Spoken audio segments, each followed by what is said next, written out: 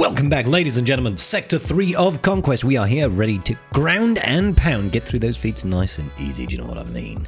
Let's do this, baby. Here we are, ladies and gentlemen, in Sector 3, all done and dusted, ready. Working on Sector 4 already. Attempt to inflict blind 80 times, really not so bad. We can get through that in a nice little bit of cheese. Attempt to inflict disarm 15 times. We can also double bubble some of this, which is quite handy. Defeat 35 enemies with clone troopers. You can do this as you progress, but if you want a few nodes that are particularly good for getting clone kills, we've got a few of those for you, and then win 10 battles with SM33 surviving. Generally speaking, if you have SM33, I imagine you've got some investment in your pirates. He is a conquest unit, so you would have had to have performed well in previous conquests. Not this last one, the one before that.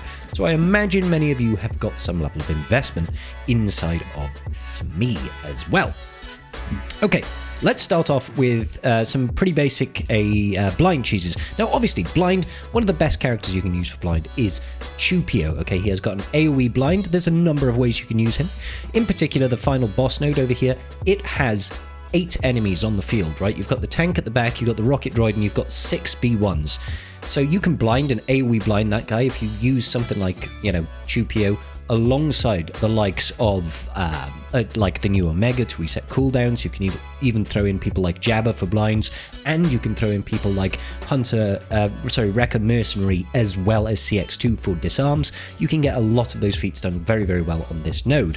However, you can also take the same approach to the mid-sector boss, then you don't have to worry about enrage, so it's kind of handy there. First and foremost, I want to go over just a really quick and easy cheese you can use for Jabba here for blinds.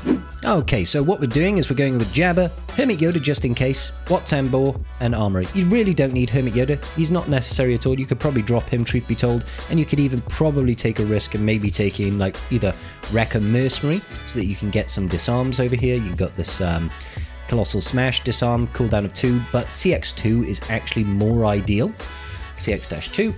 CX2 is ideal because he has also got a disarm that is on a 2-turn cooldown. You do have to be considerate though, because he is a support type, and if you are running data discs that have got a lot of Zealous Ambition, like this one over here, so if we just take off Zealous Ambition, probably even take off stuff like Weak Spot, just have stuff that's going to keep you alive, that's going to be in the best interests for you.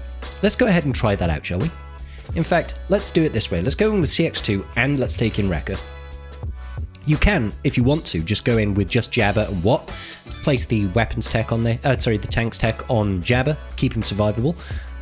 But what I'm going to do is I'm going to try and get triple stacks of Beskar armor over on Jabba. Okay, and the reason why I want to do that is because that's going to actually give him counter-attacks, 100% counter-attack chance, which means he'll counter-attack and attempt to blind on his basic. We've got these two over here just for the disarms, okay? So unfortunately, we do not have triple stacks of Beskar armor just yet. Sometimes you do if you're not running someone like him. Let's go ahead and get one disarm there. That's one disarm done. And we're just basic. That's an attempted blind. Let's go ahead now. I'm actually going to put the weapons tech over here on Armorer just to give her additional turn meter. So every time the enemy is taking a turn, she's gaining 15% turn meter. We've lost Wrecker. It's not really a big deal, truth be told. And we'll place that Beskar armor on Jabba. That's kind of the most important part, because now every time he takes a turn, he's going to be counter-attacking. And when he counter-attacks, he can do a blind. Honestly, at this point, I'm quite happy if we just lose Armorer. Doesn't really bother me in the slightest. You've got CX2 over here. If you want, might put weapons tech on him just to try and get him taking more turns more than anything. More turns for him means that we get to have more chances at using our disarm. So we've only managed to do one there because Wrecker didn't actually manage to get round to a turn. We're coming up to a second turn now. Whether or not he's going to survive much longer is another matter. This is really more about getting the blinds done. If we lose our boy CX2 over here, all I'm going to do is put it on full auto, not full auto, sorry, auto basic, and that'll be that. And there we go, got 2 instances of disarm. That was a misclick. Okay, from here, just go auto basic, and you can leave this run. They'll never kill you, Jabba. He's basically invincible at this point.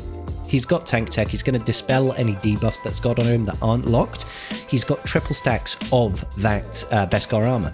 So that means the enemy can't critically hit him. He's got 100% counter chance as well. He's also got additional defense and max health and recovers extra protection.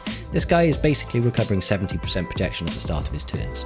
Unfortunately, that burning right now was stopping him from recovering, but you can see every single hit, counterattack, is attempting to blind. Even if it's not landing thanks to this tenacity up, doesn't matter. You can leave this run for 10 minutes, and eventually you will actually get up to a point where you can ult as well. So if you want to actually finish the battle, you can gradually just ult everybody, or you can put it on full auto, start throwing out thermals and stuff like that. Really useful way of getting those blinds done. Next up, I'm going to go for a little bit of additional cheese over here. We're going to run a Vitality setup with Booming Voice and Zealous Ambition. This means lots of attacks, and I'm using this data disc here, Unshakable Focus. I don't know if this is a new one, but it's kind of cool. What this does basically means if an ally resists a debuff, they're going to stack Tenacity until the end of battle, and if we ever inflict a debuff, we're going to ramp up Potency until the end of the battle and remove 4% turn meter from the enemy, which can't be evaded. Now, I don't know if that means evaded or if it means evaded and resisted, not sure, but it's still a very, very useful data disc to have, especially when we're looking at farming a Droidica. Now, the benefit here is Sector 3, the last bonus node, has got a Droidica, so everybody will have this one available, and you can abuse this to start getting yourselves a rather wonderful way of farming out those the disarms. All right, and that's exactly what we're going to be doing. Okay, so if you want to get some disarms done, boss node at the end using CLS, just drop out that Chupio and throw in CX2. Alright, so what do we want to do here? We want to be dealing with this B2 Super Battle Droid. You want to try and take him out as quickly as is possible, because you don't want him getting buff immunity over here on your C3PO.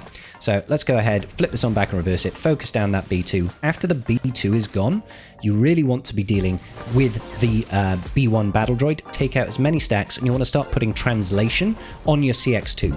Translation on CX2 will mean that he will eventually be able to get to those triple stacks, and that means we can reduce his cooldowns, which is vitally important so that we can keep doing these armor shreds over here. So take out all the enemies, and we should be able to get that damage immunity, tenacity down, sorry, on the Droidica, stun him so he can't get any bonus turns, and then let's look to take care of Newt Gunray next. Go over here, let's see if we can get some translation. That data disc coming in clutch over there, reducing the turn meter on the enemy Droidica. Yep, we'll go ahead and use this, completely strip away that turn meter, and then let's deal with Newt Gunray as well. Yeah, let's just get rid of Newt Gunray. Awesome! Awesome, great. So when we're in this position, we are usually looking pretty darn good. Just keep on trying to put those triple stacks of translation over here. You want to get lots of turns with C3PO as well, if at all possible, because turns with C3PO means we get to put more stacks of translation on the enemy, which is absolutely fabulous. On ourselves, sorry, so that we can reduce the cooldowns on his disarm ability, which is really, really handy. So obviously handy if you have a C3PO that is particularly fast. A fast C3PO is going to be a good C3PO here, because more turns for him means more cooldown reduction for your CX2 as well. So yeah, just keep cycling through, keep cycling through, keep cycling through. There's the triple stacks of translation. Now that only lasts for 2 turns, as he is not a rebel or a resistance or any of that good business, so it's not going to be there forever. So long as you don't get rid of the damage immunity on Droidica. Droidica should never ever take a turn at this point, because that Droidica is just taking too many debuffs, so that data disc is preventing him, completely preventing him from taking any turns at all, which is really, really nice. But yeah, this is basically it, guys. You should be able to get all 15 stacks of your your disarms over here really, really easily, which is really nice to see. Now you can try and drop the C3PO and maybe throw in someone like OG Omega for additional blinds on a basic, and that's a super easy way of getting that done. Obviously she can blind on a basic provided she has evasion up, which can be passed from ham. But as you can see, you can farm this out for as long as you possibly want. Should be able to get all of your disarms real easy. Sweet. So we've covered off disarms, we've covered off blinds and stuff like that. You can also go into the end sector boss with a CLS team taking in Chupio to get AoE blinds. Let's talk about defeating enemies with clone troopers. Enemies with clone troopers. Not too terrible, truth be told. You can get pretty good progress over there on the end boss node using any sort of clone trooper team that you desire. You can of course use CX2. You can of course use Oh, actually, Hunter Wrecker Mercenary is not actually a clone, but you could go in with just a standard one over here. Where is he? Where is he? Where is he?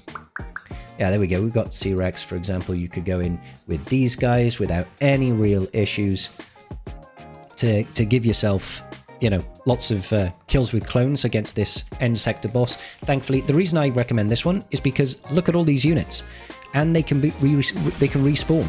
So you've got 8 units at the start of battle. As long as you don't go straight after that B2 Super Battle Rocket Droid guy, you can just go straight in on these B1s. Just start picking these guys off one at a time. Real nice and smooth over here. I'm trying to, in fact, slow this down a little bit. Look, there you go, resummon. You can get even more kills over here. Because I've got Zealous Ambition, I don't want to be doing any AoEs at the moment. I don't want to be doing any AoEs, because if you take out too many units at once, it is going to be a problem for you. Now, what I'd recommend is try not to damage the boss, obviously. Take out that guy, leave one alive, and then go for the turret at the back. Hopefully, you don't kill it too quickly, and then your rocket droid summons an extra unit, but it doesn't look like that's going to be the case, so I'll just take out this G1, and then usually it goes through. But you can get quite a lot of kills there. There are essentially 8 enemies at the start, I think. 3, 6, 7, 8. We got a respawn. I think we got an additional 3 or 4 there at the beginning.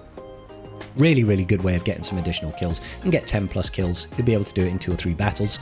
Obviously, as you progress, using your teams like your 501st, like your OG Bad Batch, even Dark Side clones, which will double dip with a global feat with Lord Vader, for example, you'll be able to get kills with them as well. So the clone kills, really not so bad, ladies and gentlemen.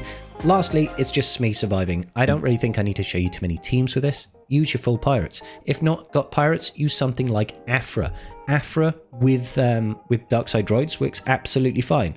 So if I go for Afra, for example, you could take an Afra with those Darkside droids and use Smee, for example. So let's go ahead and increase cooldowns, go after Merrin, take care of her, hopefully. Oh, we don't have booming voice. I forgot we removed booming voice. Okay, so, but either way, hopefully you don't get stun locked too badly by this particular Night Sister team. But once you get rid of one, get rid of Daka, should be okay. The benefit of Afra, of course, is that she does take a bonus turn at the start of battle. So, provided you're using your correct team comps, of course, this is just a really, really useful way of getting through this this feat by just taking initial turns. Obviously, you can use just a standard CLS team and throw in your Smee on top. You can use your Galactic Legends, throw in Smee on top. You should be absolutely fine.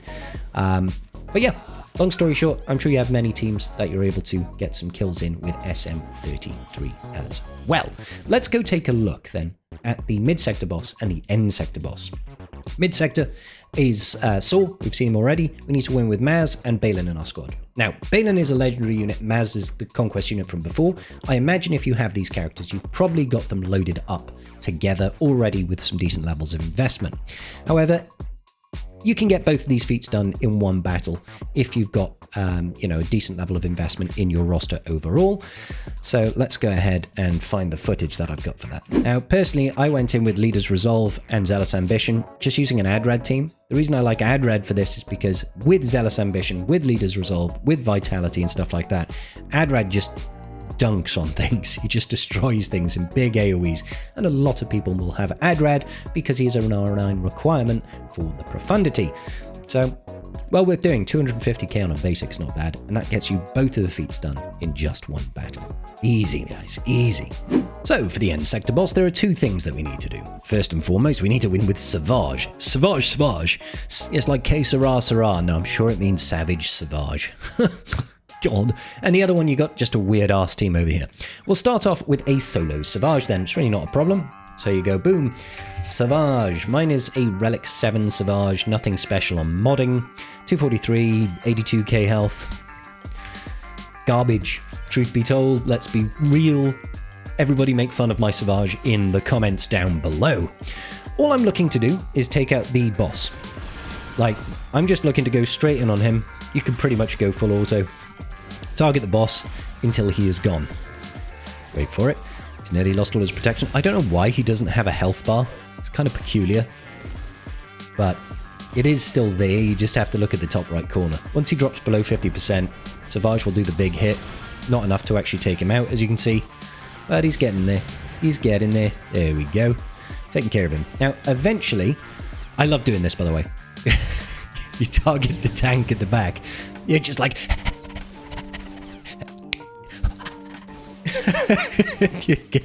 It just tickles me pink, guys. It tickles me pink, I'm not gonna lie. It gives me giggles, and sometimes in the cruel world that we live in, we just need a little bit of laughs. Do you know what I'm saying? Anyway, Savage does his business, slaps people around a little bit.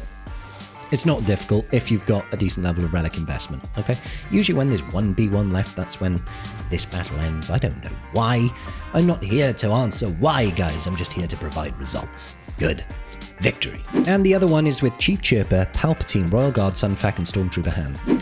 It's a weird flipping team, ladies and gentlemen. There's no way about it. This monstrosity, the old Chirper team, I don't know how this works, but fortunately, it doesn't really matter how it works, because when you get to take in a full team, these are like really... This is still hard mode Conquest, and these guys are completely hard-coded for very, very low gear investment teams, because they know they're doing really stupid, non-synergistic comps, and especially if you've got stuff like Zealous Ambition with Palpatine, you're going to be dealing certain amount of damage, right? Because he is a support type, makes it a bit easier for us to... Let's go. Come on. Long distance shot. Yeah, there we go. Yeah, you can just auto it, guys. It's not a problem in the slightest. As you can see, very, very easy to get done. Unfortunately, we don't really double dip on any feats with this. It's a shame. But, ladies and gentlemen, that is going to do it for our Sector 3 video. I will see you all in the very next video. Let me know your thoughts in the comments down below. Tell me any cheeses I might have missed, and I'll see you all in the very next video. Peace out, and may the Force be with you.